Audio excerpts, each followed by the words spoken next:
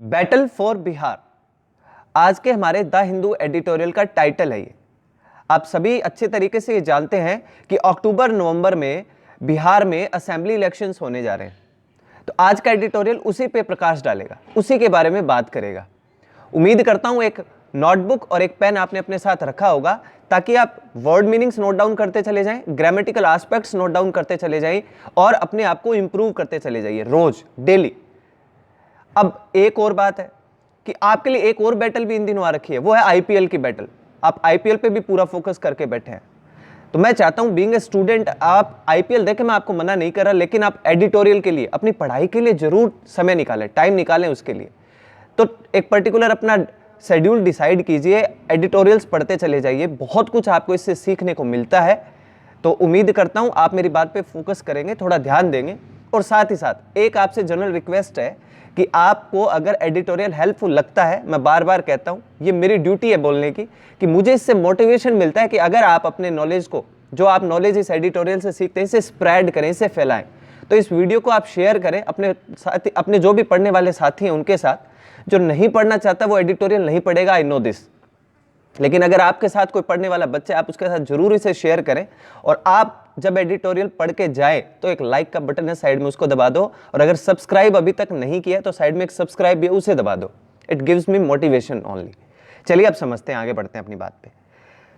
Battle for Bihar, Bihar की लड़ाई, बिहार के लिए लड़ाई यहाँ पे, ठीक है ना। बिहार के लिए लड़ेगा मतलब कौन बिहार में अपनी सरकार बनाएगा। Nitish is seeking a new mandate with emotive rhetoric deflecting the debate on performance। पहले कुछ वर्ड्स हैं जो नोट डाउन कर लो। मैंडेट को लिख लो जनादेश।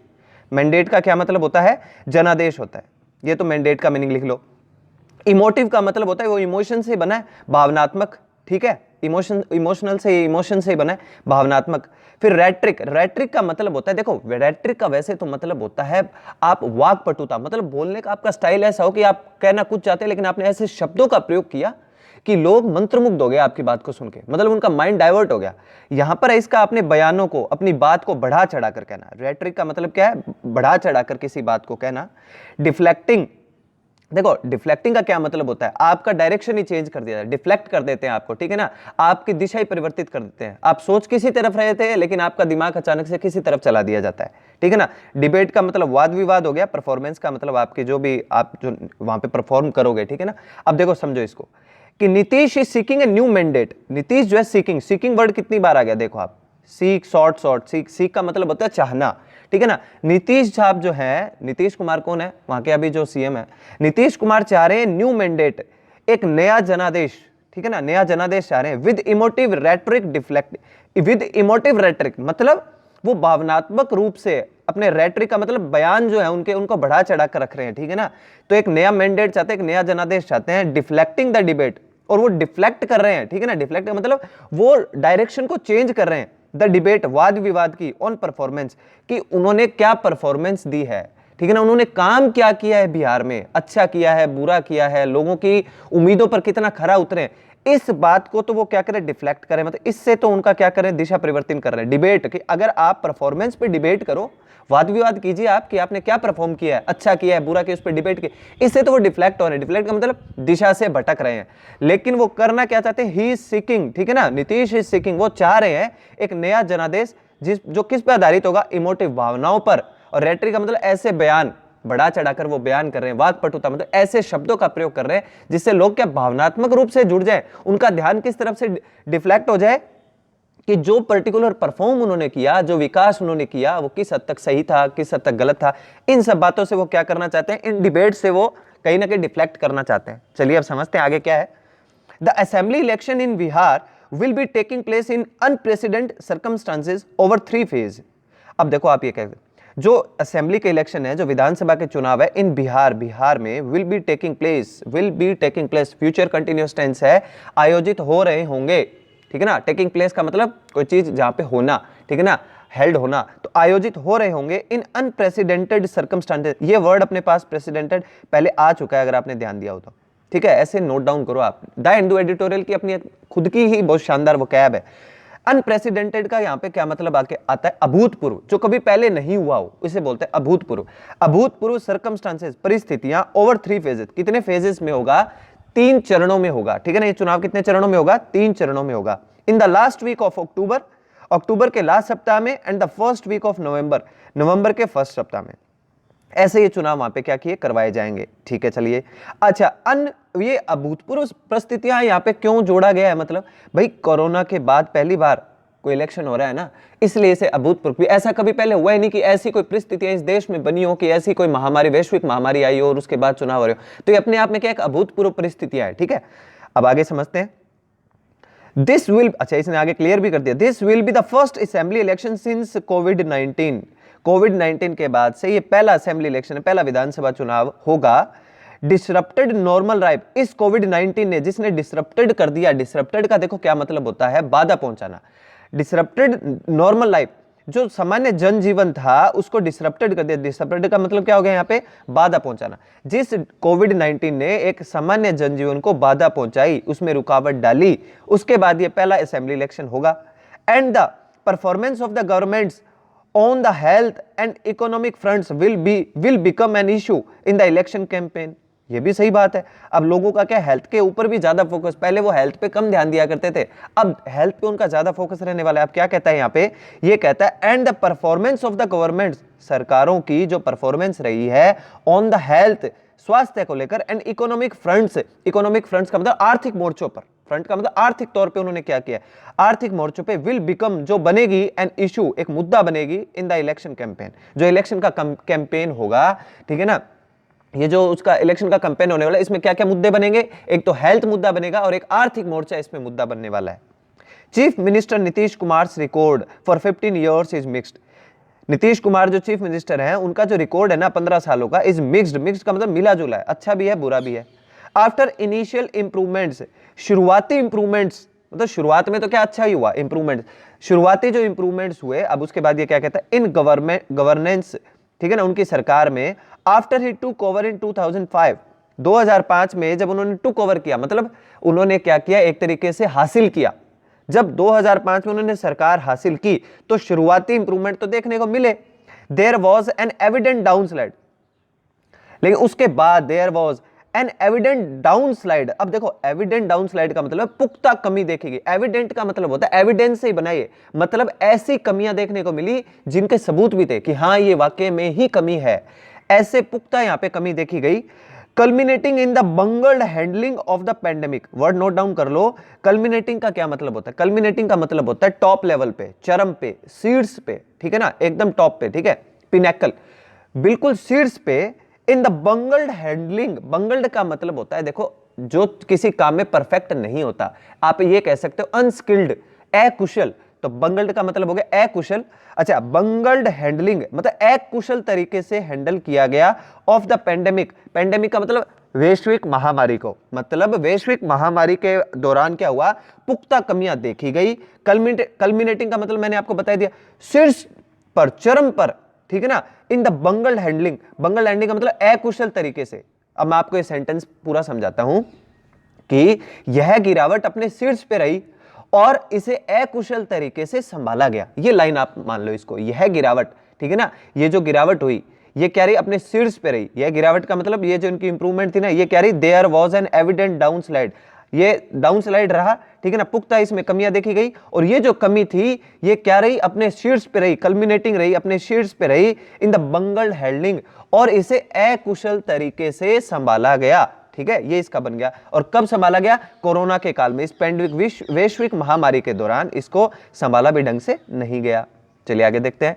ही डिजर्टेड द बीजेपी इन 2013। अब देखो 2013 में उन्होंने क्या किया, डेजर्टेड। वैसे डेजर्टेड का वैसे तो मतलब होता है अकेला छोड़ देना, ठीक है ना, और यहां इस डेजर्टेड का क्या मतलब है, त्याग देना। उन्होंने छोड़ दिया, उन्होंने साथ छोड़ दिया द बीजेपी का इन 2013, 2013 में, and won the 2015 assembly election, और 2015 के असेंबली इलेक्शन वो जीते इन alliance with the RJD. RJD के अलायंस का मतलब क्या होता है, गठबंधन के साथ, उनके साथ जुड़कर, उनके सहयोग से, ठीक है ना, किनके सहयोग से, आरजेडी के सहयोग से वो 2015 में असेंबली इलेक्शन जीते। Only to return to the BJP's embrace soon. यहां देखो आप, सेंटेंस क्या गजब बनाया इसने, ओनली, यहां पे एक है ना फ्रेज आई है ओनली टू, यहां तो लिखा है इसने रिटर्न, जबकि फ्रेज बनता है ओनली टू डू समथिंग। आप नोटबुक है ना आपके पास, नोट कीजिए, ओनली टू डू समथिंग, इसे नोट कर लो आप।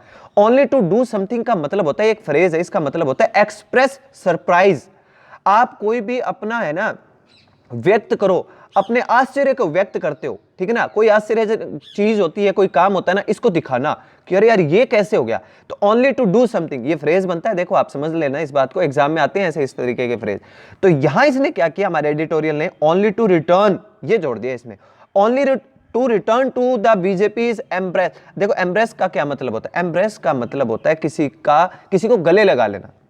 अब यहां ये किस चीज को, देखो आप सेंटेंस को समझना कि फिर क्या हुआ, only to return to the BJP's embrace soon, और फिर ये एक आश्चर्यजनक चीज हुई। क्या चीज हुई वो आश्चर्यजनक, to the BJP's embrace soon, और उन्होंने जल्दी बीजेपी को क्या लगा लिया, गले लगा लिया। ऐसे बने हैं सेंटेंस, ठीक है। ये है इस द हिंदू एडिटोरियल की खूबी। तो यहां समझना आप इस सेंटेंस को, ओनली टू डू समथिंग, इसको आपने नोट डाउन कर लिया, आश्चर्यजनक कोई चीज कोई काम को दिखाना होता है, एक्सप्रेस सरप्राइज। तो यहां इसने कहा, और फिर अचानक से एक सरप्राइजिंगली एक चीज होती है, आश्चर्यजनक रूप से एक काम होता है कि उन्होंने क्या कर लिया, बीजेपी को एम्ब्रेस गले लगा लिया, मतलब बीजेपी में मिल गए। हिज पॉपुलैरिटी इज वार्निंग, उनकी जो पॉपुलैरिटी थी वो क्या होती जा रही थी, कम हो रही थी, ठीक है ना, कम हो रही है, sorry. His popularity is warning, उनकी पॉपुलैरिटी जो है वो कम हो रही है। वाइल, अब देखो क्या काम हो रहा है, while the BJP on the defensive on questions of border security, economic stagnation and farmer backlash. देखो उनकी तो पॉपुलैरिटी कम हो रही है, गड़बड़ क्या क्या हो रही है, उनकी तो पॉपुलैरिटी कम हो रही है, और बीजेपी जो है वो डिफेंसिव हो रही है, मतलब डिफेंसिव का बच रही है। बीजेपी क्या हो रही है, बच रही है, किस पे, बॉर्डर सिक्योरिटी, जो हमारी बॉर्डर है, जो उसकी सिक्योरिटी को लेकर, उसकी सुरक्षा को लेकर बीजेपी आजकल घिरी हुई है ना, चाइना वाली बॉर्डर का जो मुद्दा उठा हुआ है उसको लेकर। इकोनॉमिक स्टैग्नेशन, इकोनॉमिक स्टैग्नेशन का यहाँ पे क्या मतलब निकल के आ रहा है, देखो अब ठहराव, स्टैग्नेशन का क्या मतलब होता है, ठहराव। जो हमारी इकोनॉमी है, जो हमारी आर्थिक जो स्थितियां हैं, आर्थिक जो हमारी गतिविधियां, ये रुकी हुई हैं, ठहराव है इनमें, ठीक है ना। एंड फार्मर बैकलैश, बैकलैश का क्या मतलब होता है, अपोजिट कोई भी आपको रिएक्शन देखने को मिलता है, प्रतिक्रिया, विपरीत प्रतिक्रिया। तो उधर से किसानों की आपको प्रतिक्रिया, और कैसी प्रतिक्रिया, बैकलैश, मतलब विपरीत प्रतिक्रिया, वो भी देखने को मिल रही है। तो बीजेपी तो यहां इन सब चीजों से बचने की कोशिश कर रही है, और उनकी पॉपुलैरिटी कम हो रही है। The state and the centre, जो राज्य है और जो सेंटर है, जो केंद्र है, जॉइंटली एंड सेपरेटली, मिलकर भी और सेपरेटली, अलग अलग तरीके से मिसमैनेज्ड, उन्होंने मैनेज सही तरीके से नहीं किया, व्यवस्थित सही तरीके से नहीं किया। The return of migrant workers, जो प्रवासी मजदूर थे, हमारे काम करने वाले जो लोग थे, उनके रिटर्न को लेके, उनके लौटने को लेके, from other states to Bihar during the lockdown. आपने भी टीवी पे देखा होगा कि लॉकडाउन के दौरान स्टेट और सेंटर की, राज्यों की और केंद्र की जॉइंटली, मिलीजुली और सेपरेटली, चाहे अलग अलग हो, मिसमैनेज हुआ। कहीं केंद्र ने कोई आदेश दिया तो राज्य नहीं मान रहे थे, कहीं राज्य ने कोई स्कीम लगाई तो केंद्र नहीं मान रहा था, तो एक मिसमैनेज देखने को मिला। ऑफ माइग्रेंट वर्कर्स, माइग्रेंट का मतलब आप समझ गए, जो प्रवासी, जो मजदूर थे, काम करने वाले जो लोग थे, जो दूसरे स्टेट से बिहार आ रहे थे लॉकडाउन के दौरान, इसमें एक बड़ा भारी मिसमैनेज देखने को मिला, अव्यवस्थाएं देखने को मिली। They have held together to distract the debate from substantive issues to emotive rhetoric। अब देखो आप समझो यहां पे क्या कहना चाहता है कि उन्होंने क्या किया, दे हैव हेल्ड, महत्वपूर्ण जो मुद्दे थे, सब्सटेंटिव इश्यूज का मतलब क्या होता है, महत्वपूर्ण मुद्दे, लिख लो, सब्सटेंटिव का मतलब होता है महत्वपूर्ण, इंपॉर्टेंट, इश्यूज का मतलब मुद्दे, ठीक है ना। अब यहां आप वर्ड नोट डाउन करते चलते जाना। ये क्या कह रहा है कि दे हैव हेल्ड टुगेदर, उन्होंने एक साथ क्या किया, डिस्ट्रैक्ट का मतलब ध्यान भटकाया, दे हैव हेल्ड, उन्होंने किया, हेल्ड का मतलब यहां पे किया, उन्होंने क्या काम किया, टू डिस्ट्रैक्ट द डिबेट, जो डिबेट होनी चाहिए, वाद विवाद जो होना था ना, उससे डिस्ट्रैक्ट किया, फ्रॉम सब्सटेंटिव इश्यूज, महत्वपूर्ण मुद्दों से तो उन्होंने वाद विवाद जो होना चाहिए था ना, उसको डिस्ट्रैक्ट किया, डिस्ट्रैक्ट का मतलब ध्यान भटकाया। To emotive rhetoric, emotive rhetoric पहले अपने पास आ चुका है, और किया क्या उन्होंने, इमोटिव रेटरिक किया, मतलब भावनात्मक रूप से बयान खूब दिए उन्होंने, भावनात्मक रूप से बातों को बढ़ा चढ़ाकर उन्होंने बोला, जबकि होना क्या चाहिए था, सब्सटेंटिव जो इश्यूज थे, जो महत्वपूर्ण मुद्दे थे, उन पे उन्होंने क्या किया, लोगों को डिस्ट्रैक्ट किया, उन वाद विवाद जो करना चाहिए तो उसे उन्होंने डिस्ट्रैक्ट किया, उन पे बोले ही नहीं। कौन, ना तो सेंट्रल गवर्नमेंट बोली और ना स्टेट गवर्नमेंट बोली ढंग से। The suspected suicide of a film actor who held from Bihar, ये सुशांत सिंह राजपूत की बात कर रहे हैं यहाँ पे। सस्पेक्टेड सुसाइड का मतलब क्या है यहाँ पे, देखो संदिग्ध आत्महत्या जो हुई, ऑफ अ फिल्म एक्टर, एक फिल्म एक्टर की, सुशांत की, हु हेल्ड फ्रॉम बिहार, जो कहां से ताल्लुक रखते थे, बिहार से ताल्लुक रखते थे, ठीक है ना, who held from Bihar, is being used, उनको यूज किया गया, उनकी मौत को, उनकी आत्महत्या को यूज किया गया बाय बोथ पार्टीज, दोनों पार्टीज के द्वारा, to fan caste and patriarchal emotion. समझो आप इस बात को, आप भी टीवी पे देखते होंगे, ठीक है ना, कई ऐसे न्यूज चैनल हैं जिन्होंने 24/7 सुशांत के केस को चलाया हुआ आज की तारीख तक भी। देश में और क्या चल रहा है क्या नहीं चल रहा उन पे उनका कोई फोकस नहीं है, खत्म हो गए हैं, उनका जैसे सेंस ऑफ ह्यूमर खत्म हो चुका है बिल्कुल ही, ठीक है ना। तो वो कह रहा है, हमारा एडिटोरियल कह रहा है कि जो सस्पेक्टेड जो सुसाइड हुआ, जो संदिग्ध आत्महत्या हुई, जो फिल्म एक्टर की, जो बिहार से ताल्लुक, हेल्ड का मतलब क्या, ताल्लुक रखते थे बिहार से, इज बीइंग यूज्ड, उनकी मौत को यूज किया गया दोनों पार्टीज के द्वारा फैन कास्ट। समझना आप, यहाँ पे फैन कास्ट का मतलब होता है जातिगत आग को भड़काने के लिए। फैन का मतलब पंखा होता है ना वैसे तो, पर यहाँ भड़काने के लिए, ठीक है ना। और कास्ट का मतलब जाति, उनकी जातिगत आग को भड़काने के लिए। And patriarchal emotion, patriarchal emotion का यहाँ पे क्या मतलब निकल के आ रहा है, देखो समझना आप इस चीज को, कि जो उनके संकीर्ण, पैट्रियार्कल का क्या मतलब होता है, संकीर्ण, संकीर्ण जो उनकी भावनाएं थी, उनको एक तरीके से उन्होंने क्या किया, संकीर्ण इमोशंस के साथ खेला, लोगों की सोच को संकीर्ण बना दिया। कि जो बाहर से आते हैं, बिहार से जो हीरो बनने के लिए जाते हैं, जो अपने दम पर कुछ करते हैं, उनके साथ आप ऐसा करते हो, ये करते हो, वो करते हो, ऐसी संकीर्ण सोच को उन्होंने बढ़ाया। फैन कास्ट और जातिगत जो चीजें थी, जो बात थी, उसको आग लगाई, ठीक है ना, भड़काया उन्होंने उस चीज को, ये काम किया उन्होंने, ठीक है। The brazenly partisan conduct of Rajya Sabha deputy chairperson Harivansh, a member of the JDU during the monsoon session is being held as adherence to Bihari ethos and his critics are being labelled anti Bihar. समझो आप इस पूरे सेंटेंस को, क्या कहता है brazenly, पहले मैं वर्ड मीनिंग बताता हूं। तो ब्रेजनली ये वर्ड अपने पास पहले भी आ चुका है, ब्रेजनली का मतलब क्या होता है, बेशर्मपूर्ण, ठीक है ना, बहुत ज्यादा बेशर्मी से, बेशर्मपूर्ण। पार्टीशन का मतलब होता है पक्षपात करना, ठीक है ना, पक्षपात करना, पार्टीशन अलग अलग करना। कंडक्ट का मतलब किया गया, ठीक है ना, किसी काम को करना। राज्यसभा के डिप्टी चेयरपर्सन हरिवंश, जो कि मेंबर है किसके, JDU, जनता दल यूनाइटेड के जो कैंप सदस्य हैं। अब मैं पहले आपको यहां तक सब बता देता हूं क्या कहता है। ब्रेजनली पार्टीशन कंडक्ट ऑफ, देखो ये यहां पे क्या कहता है कि बहुत ही पक्षपातपूर्ण, बहुत ही बेशर्मी से पक्षपातपूर्ण, ठीक है ना, बेशर्मी से पक्षपातपूर्ण कंडक्ट, एक काम किया गया ऑफ राज्यसभा के डिप्टी चेयरपर्सन, किसके द्वारा, हरिवंश के द्वारा, ठीक है ना, किन्होंने किया, हरिवंश साहब ने। ए मेंबर ऑफ JDU, जो JDU के सदस्य हैं, उन्होंने क्या किया, बहुत ही पक्षपातपूर्ण, पार्टीशन, पक्षपात किया ऑफ राज्यसभा, जो राज्यसभा में है, ठीक है ना, कंडक्ट ऑफ राज्यसभा, कहां किया उन्होंने ये कंडक्ट, ये काम कहां किया उन्होंने, राज्यसभा में, जो राज्यसभा क्या डिप्टी चेयरपर्सन भी है, ठीक है ना, उपसभापति भी है। During the monsoon session, monsoon का जो सेशन हुआ, ठीक है ना, उस दौरान, इज बीइंग हेल्ड एज, अब यहां पे फिर वर्ड मीनिंग आपको बताता हूं, is being held as adherence to. देखो एडहेरेंस टू का मतलब क्या होता है, किसी चीज को आपने कोई मतलब जोड़ना, एडहेरेंस का मतलब क्या होता है, जोड़ना, और एडहेरेंस के साथ टू प्रेपोजिशन आता है, कई बार आ चुका है वर्ड अपने पास, जोड़ना, ठीक है ना। तो उनका जो ये आचरण था, अब देखो he is being held as adherence to, इसको जोड़ा गया, इज बीइंग जोड़ा गया, हेल्ड, हेल्ड का मतलब ताल्लुक किया गया, हेल्ड वर्ड अभी पहले भी आया था ना, ताल्लुक, यहां पे इस हेल्ड का मतलब है जोड़ा गया, ठीक है ना, मतलब सॉरी, जोड़ा गया क्या, ताल्लुक किया गया, किससे जोड़कर ताल्लुक किया गया, बिहारी इथोस। बिहारी इथोस का यहाँ पे मतलब है, देखो बिहारी इथोस का मतलब होता है, इथोस का मतलब होता है लोकाचार, जो लोगों की परंपराएं होती हैं, जो उनके काम करने का तरीका होता है, जो उनके रीति रिवाज होते हैं, तो बिहारी इथोस से, ठीक है ना, इनको बिहारी लोकाचार कहा जा रहा है। एंड हिज क्रिटिक्स, और जो उनके आलोचक हैं, आर बीइंग लेबल्ड, उनके ऊपर ठप्पा लगाया जा रहा है, किसका, एंटी बिहार का। अब मैं आपको सेंटेंस समझाता हूं, आई नो आपके पूरा क्लियर नहीं हुआ, ध्यान से समझिएगा दोबारा से। ये कहता है जो बहुत ही बेशर्मी पूर्ण पार्टीशन किया गया, पक्षपात किया गया, राज्यसभा के डिप्टी चेयरपर्सन हरिवंश के द्वारा, कंडक्ट का मतलब किया गया, राज्यसभा के डिप्टी चेयरपर्सन हरिवंश के द्वारा, मेंबर ऑफ JDU, जो किसके सदस्य हैं, JDU के सदस्य हैं। ड्यूरिंग द मानसून का जो सेशन था उस दौरान, is being held as adherence to Bihari ethos. अब देखो यहां पे क्या कहता है कि उनके आचरण को कनेक्ट किया जा रहा है, जोड़ा जा रहा है, ठीक है ना, उनके जो आचरण था ना, उसको क्या कहा जा रहा है, बिहारी लोकाचार कहा जा रहा है, ठीक है ना, उनके आचरण को क्या कहा जा रहा है, एडहेरेंस टू का मतलब जोड़ा जा रहा है, टू बिहारी इथोस, बिहारी आचरण से, ठीक है ना, उनका जो आचरण था ना, इसे बिहारी लोकाचार कहा जा रहा है, ठीक है ना, इससे जोड़ा जा रहा है।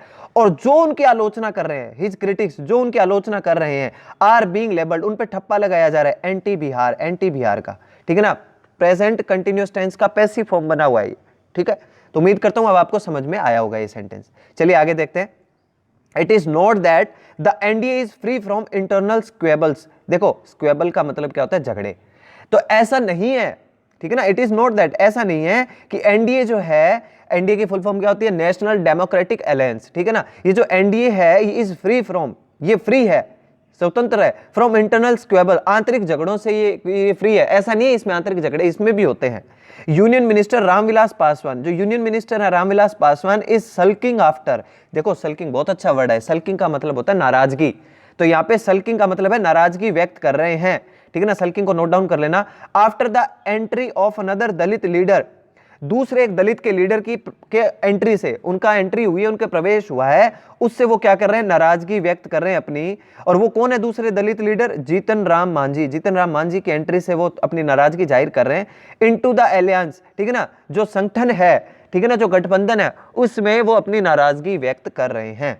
स्टिल, अब यहां पे स्टिल का क्या मतलब निकल के आ रहा है, अब तक द सोशल कोएलिशन, ठीक है ना, जो social coalition of upper caste, जो सोशल कोएलिशन, कोएलिशन का मतलब यहां पे क्या है, गठबंधन, जो सामाजिक जो गठबंधन है, अब तक जो सामाजिक गठबंधन है, किस किस का, अपर कास्ट का, जो ऊपरी जाति है उनका, नॉन यादव बैकवर्ड कास्ट, जो नॉन यादव है, जो यादव नहीं है, ऐसी पिछड़ी जातियां, एंड कंसिडरेबल सेगमेंट्स ऑफ दलित, दलितों के, कंसिडरेबल का मतलब माने जाने वाले, जो दलित माने जाने वाले जो सेगमेंट्स है, सेगमेंट्स का मतलब तबके, ऐसे तबके जो क्या कंसिडर किए जाते हैं, दलित, दलित माने जाने वाले तबके, behind the NDA is largely intact as the campaign formally begins. अब यहां पे आप समझना, ये यहां पे ये कह रहा है कि जो ये सामाजिक गठबंधन है अभी भी, ठीक है ना, इसमें जो दलित माने जाने वाले तबके जो हैं, ठीक है ना, नॉन यादव की जो बैकवर्ड कास्ट है, जो पिछड़ी हुई जो जातियां हैं, ये सब जो सारे के सारे हैं ना, ये क्या है, लार्जली इंटैक्ट का मतलब होता है बड़े स्तर पर, लार्जली का मतलब बड़े स्तर पर, इंटैक्ट का मतलब जुड़े होना, वो अभी भी एनडीए के साथ, एनडीए के पीछे बड़े तबके, बड़े तौर पे जुड़े हुए हैं। एज द कैंपेन, जैसे ये कैंपेन जो है, प्रचार प्रसार जो है, फॉर्मली बिगिंस, शुरू होता है, कहने का मतलब अभी भी है ना, ठीक है, सल्किंग तो हो रहा है, सल्किंग मतलब नाराजगी तो जाहिर हो रही है रामविलास पासवान के द्वारा, ठीक है ना, एक दूसरे दलित लीडर आए हैं, जतिन राम मांझी, उनकी वजह से जो गठबंधन है ना, उसमें वो अपनी नाराजगी व्यक्त कर रहे हैं। लेकिन अब तक, अभी तक का मतलब अभी जो ये जो काम चल रहा है, इसमें अभी तक है ना, जो सामाजिक जो उनका गठबंधन है, किस किस को लेकर, अपर कास्ट को लेकर, नॉन यादव और बैकवर्ड कास्ट को लेकर, कंसिडरेबल सेगमेंट्स ऑफ दलितों के, जो दलितों के जो भी कंसिडरेबल सेगमेंट्स हैं, जो माने जाने वाले जो तबके हैं दलितों के, ये सब एनडीए से क्या है, किसी न किसी तरीके से बड़े स्तर पर जुड़े हुए हैं, ठीक है। इट इज नॉट अनब्रीचेबल, अभी आप वर्ड समझना, यहां पे ये क्या कहता है, इट इज नॉट अनब्रीचेबल, यहां पे नोट भी आया है और अनब्रीचेबल ये एक नेगेटिव वर्ड है, डबल नेगेटिव ये ग्रामर के अंदर सेंटेंस बने, तो डबल नेगेटिव जब ग्रामर में सेंटेंस बन जाता है तो याद रखिए ये सेंटेंस को पॉजिटिविटी की तरफ अप्रोच करवा देता है। तो यहां पे इसका क्या मतलब बनेगा कि ऐसा नहीं है कि इस सामाजिक गठबंधन को, ठीक है ना, इट इज नॉट अनब्रीचेबल, अनब्रीचेबल का मतलब क्या होता है, देखो जिस पर पार नहीं पाई जा सकती हो, ठीक है, जिस पे क्या नहीं पाई जा सकती हो, कोई भी पार नहीं पाई जा सकती हो।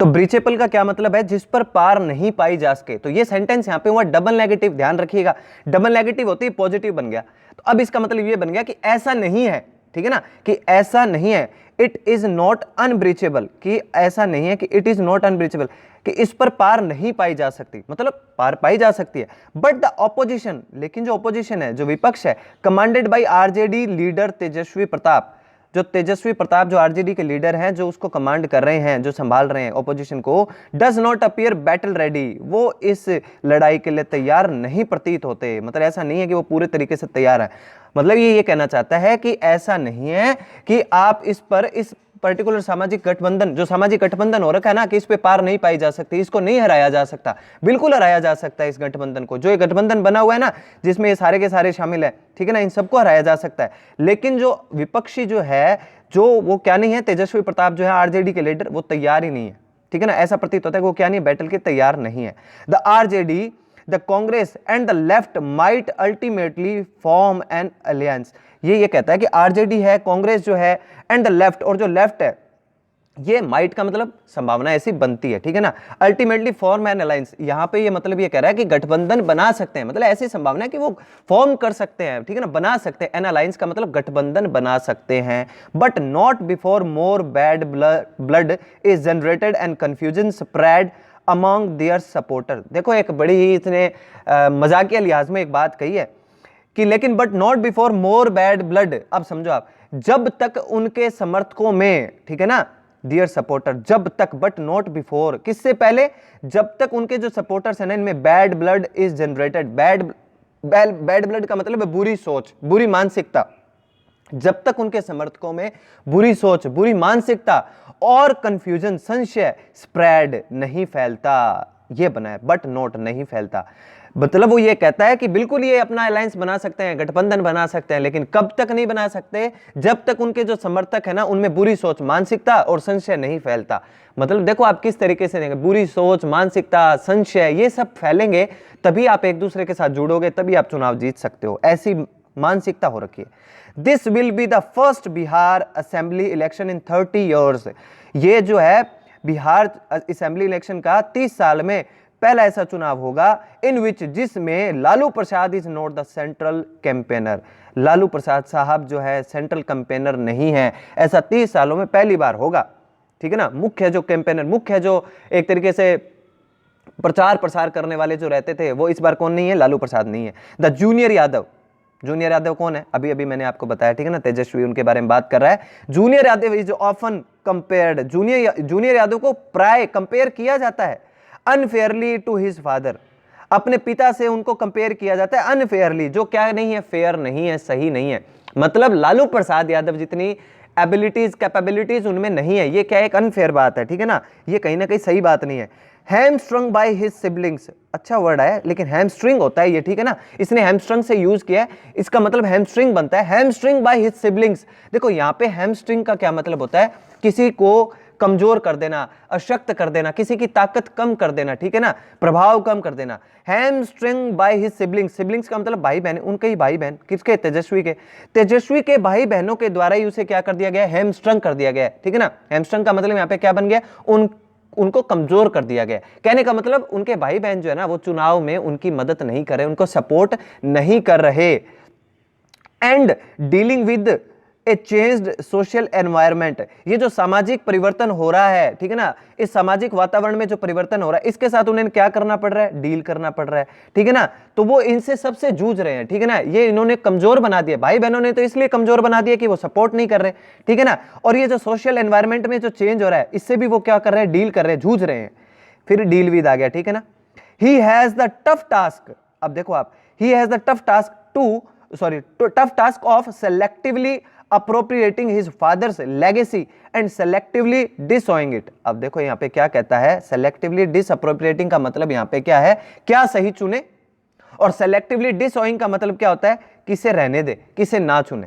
यहाँ ये कहते हैं कि उनके पास ही हैज द टफ टास्क, बहुत ही एक मुश्किल टास्क, बहुत ही मुश्किल काम है उनके पास कि selectively appropriating, कि क्या सही चुने, हिज फादर्स लेगेसी, अपने फादर की लेगेसी में से, लेगेसी का मतलब यहाँ पे क्या है, अपने पिता की विरासत में से क्या तो वो सही चुने, और क्या सेलेक्टिवली डिसोइंग, और क्या वो नहीं चुने, क्या उनके पिता की जो विरासत थी उनमें से किस चीज को तो वो चुने और किस चीज को नहीं चुने। ये भी उनके लिए एक बहुत ही क्या प्रॉब्लमेटिक चीज बनी हुई है, समस्या वाली चीज बनी हुई है।